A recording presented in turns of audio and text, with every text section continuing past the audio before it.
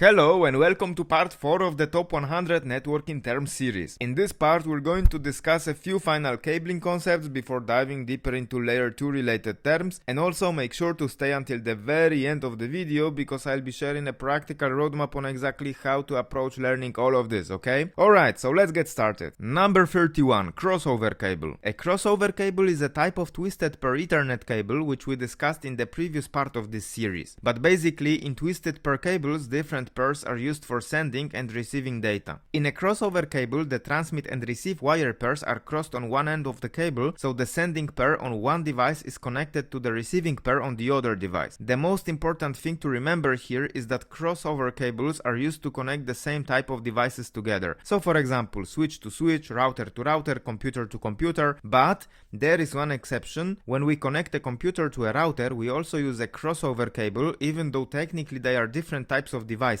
and this is because both router and computer use the same MDI type interfaces. Number 32, straight-through cable. This is kind of the opposite of crossover cable. Here the wire pairs are not crossed, but they are the same on both ends. So pin 1 goes to pin 1, pin 2 goes to pin 2, and so on. And again, the most important thing to remember here is that straight-through cables are used to connect different types of devices together. So for example, computer to a switch, switch to a router, access point to a switch. Number 33, auto MDI-X. So basically, in older networks you had to manually choose whether to use a crossover cable or a straight-through cable. If you used the wrong cable, the connection simply wouldn't work. In modern networks, this problem is solved thanks to auto MDI-X, however you still need to know crossover and straight-through cables for the CCNA. Auto MDI-X is a feature that automatically detects whether the transmit and receive pairs need to be crossed and automatically adjusts the interface. This means you don't have to worry whether to use a crossover or a straight-through cable anymore. Number 34, Duplex. Duplex describes how data can flow between two devices.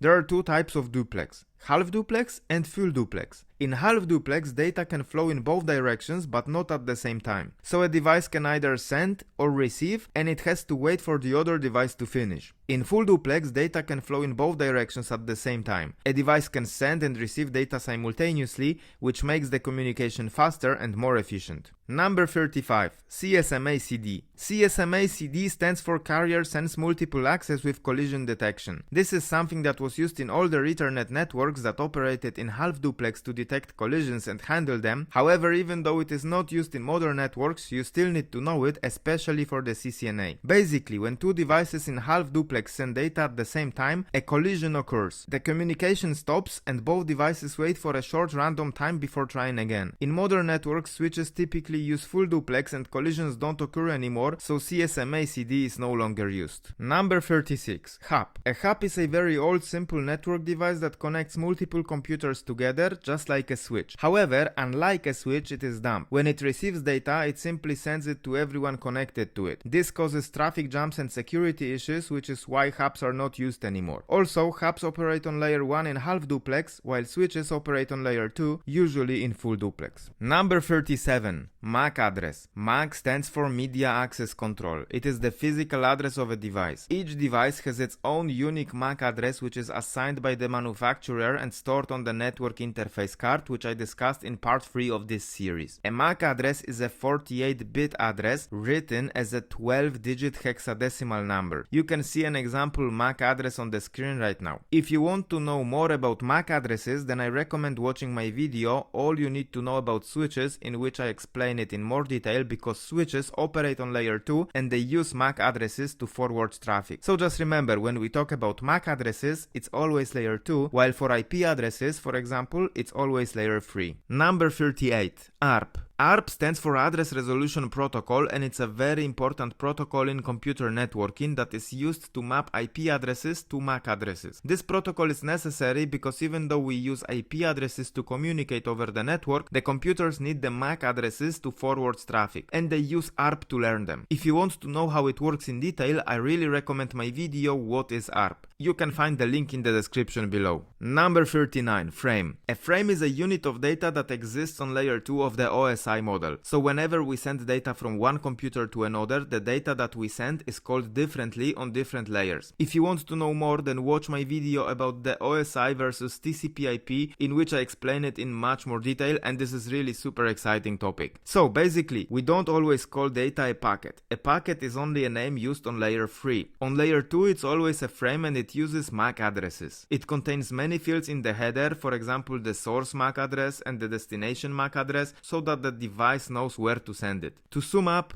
remember that a frame works on layer 2 using MAC addresses. And finally, number 40, FCS. FCS stands for Frame Check Sequence. This is a very important field of the frame located at the end of it, and it is used for error detection. So whenever the frame is being sent to the destination, it already contains a frame check sequence value that was calculated before sending the frame. Then after the frame arrives at its destination, the device will recalculate the frame check sequence to check if the data is the same as when it was sent. If the frame was corrupted, the values won't match and it will be discarded. It's a safety mechanism to ensure that the data is intact. Alright, that's it for this part, and as I promised in the beginning, let's talk about that learning roadmap. So, in my opinion, if you manage to learn all the terms from this series, you will possess a really solid networking foundation, okay? Because it's not just a list of vocabulary words, but with each term you're actually learning core networking concepts. And I've organized this series so you can learn in a very practical way, focusing on the most important protocols, technologies and concepts in networking, and the order here is also not random. So, my advice is, take notes, pause the video whenever necessary, and also go deeper into these topics on your own, okay? Use my other videos to study these topics in more detail, and if you can't find a video on a specific topic, let me know in the comments and I might record one just for you. In the meantime, you can absolutely start preparing for your CCNA. The terms that you learn here will help you out with that for sure. Check out the description below because I've shared some really useful study materials to help you with the CCNA, and keep up the great work, hit that subscribe button, and I'll see you in part 5.